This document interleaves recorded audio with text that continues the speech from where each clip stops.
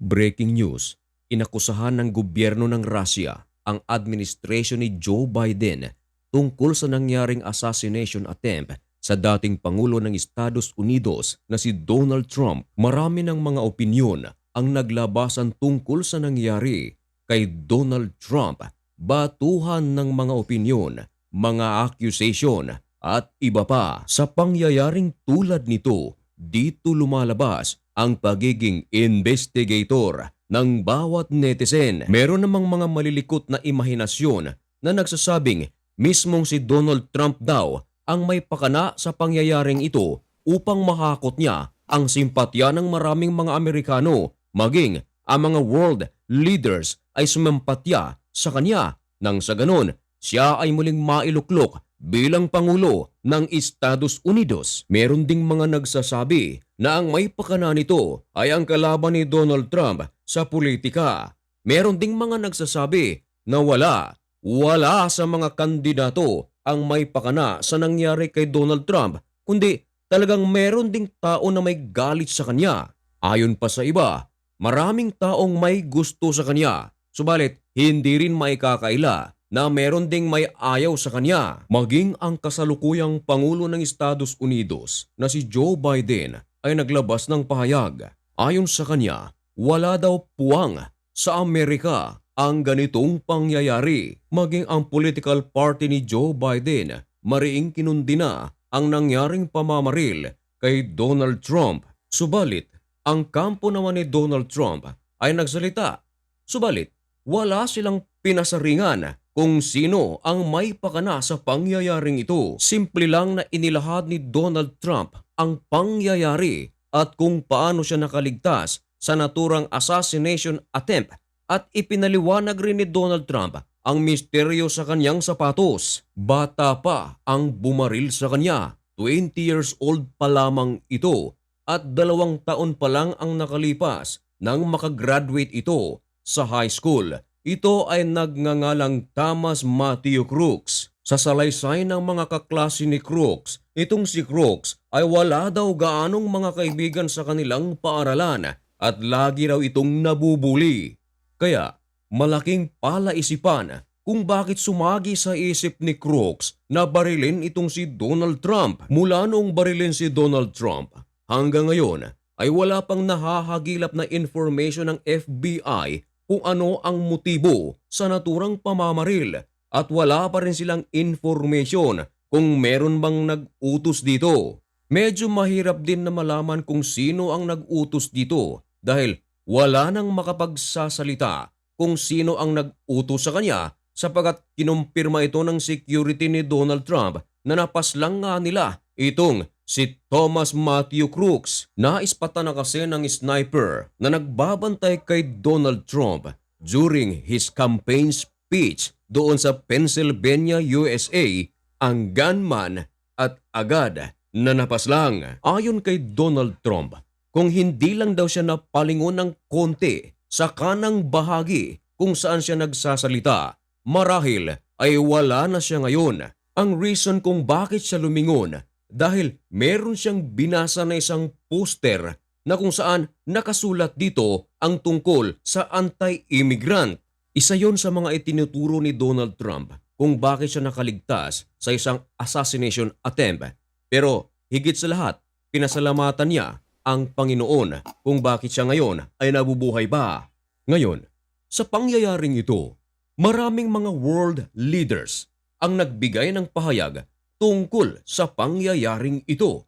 Maging ang bansang hindi gaanong magandang ugnayan nito sa Amerika tulad ng China at ng Russia ay nagbigay din ng opinyon tulad na lang ng bansang Russia na kung saan ibinalita ng CBS News. Mariin itong inakusahan ang administrasyon ni Biden kung bakit nangyari ito kay Donald Trump. Viral ngayon ang pahayag ng Russia. Maraming mga news agencies ang naglabas nito tulad na lang ng Hindustan Times na nagkukumpirma na talagang ang gobyerno ng Russia ay tahasang inakusahan ang administrasyon ni Joe Biden tungkol sa pangyayaring pamamaril kay Donald Trump. Bagamat inakusahan ng gobyerno ng Russia si Joe Biden ayon mismo sa Russian President na si Vladimir Putin, ay hindi niya raw tatawagan ang former president na si Donald Trump dahil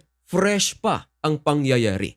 Ang ibig sabihin lang nito mga kaibigan, kahit na inakusahan ni Vladimir Putin ang kalaban ni Donald Trump sa politika na si Joe Biden, hindi pa rin ito nangangahulugan na kanyang tatawagan si Donald Trump upang kumustahin dahil nga kalaban nito si Biden.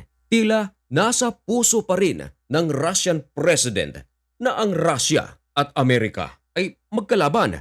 Ito nga dahil sa ang Amerika ay isa sa mga sumusuporta sa Ukraine na siya namang kalaban ng Russia ngayon. Si Donald Trump ay kilala rin bilang isa sa mga kritiko sa ginagawa ni Vladimir Putin sa Ukraine. Paglilinaw pa ng Russian government, hindi raw nila direktang inaakusahan ang gobyerno mismo ng USA na nagplat o nag-organize upang tirahin itong si Donald Trump.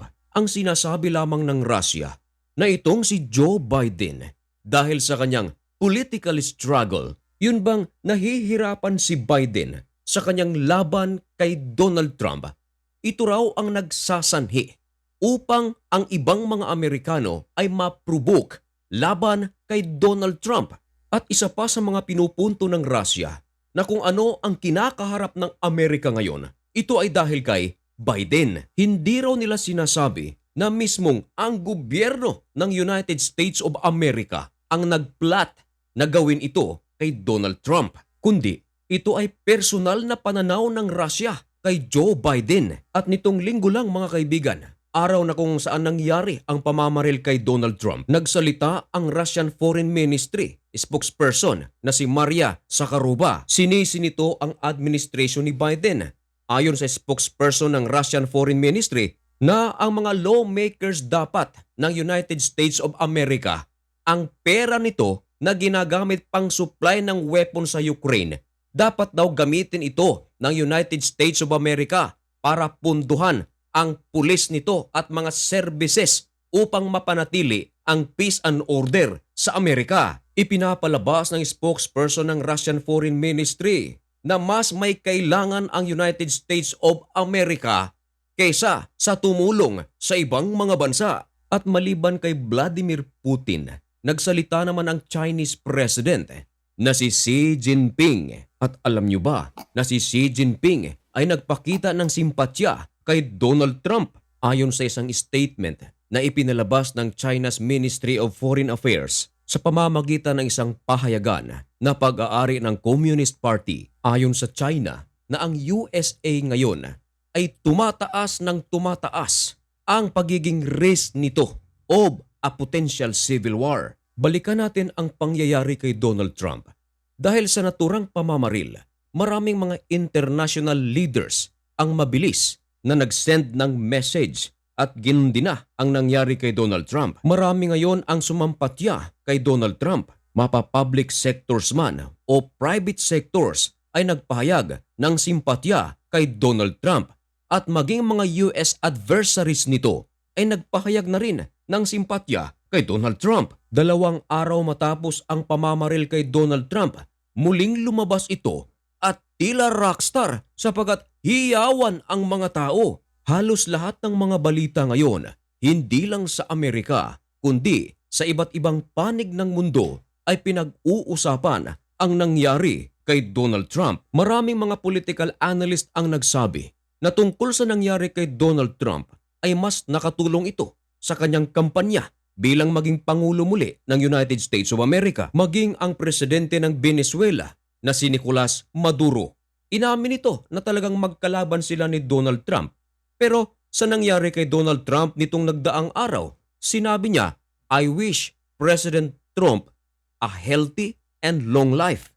Mga lider sa ibang bansa, lalong-lalo na ang close allies ng United States of America, ay kumontak na rin kay Trump at kinumusta siya. Maging ang bagong Prime Minister ng Britanya na si Keir Starmer ay talagang tinawagan si Donald Trump sa telepono at nag-express ng condolence dahil sa isang nasawi sa naturang pamamaril at kinundi na ang violence. Kinumpirma din ng Buckingham Palace na si King Charles III ay nagpadala rin ng private letter kay Donald Trump sa pamamagitan ng UK Embassy na nasa Washington. Maging ang presidente ng Ukraine na si Zelensky, ayon sa kanya, at peace na raw siya nang malaman niya na si Donald Trump ay safe na. Dagdag pa ni Zelensky na ang pangyayaring ganito ay walang puwang kahit saang dako ng mundo.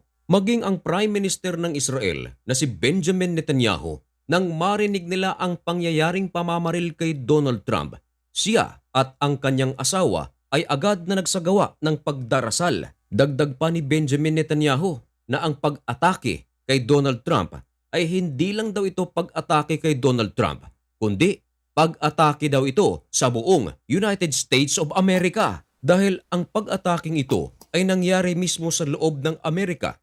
Therefore, it is an attack on democracy. Ito ang sabi ni Benjamin Netanyahu. Maging ang Palestinian Authority President na si Mahmoud Abbas, kinundi na niya ang isang terroristic act at ito nga ay ang pag-atake kay Donald Trump.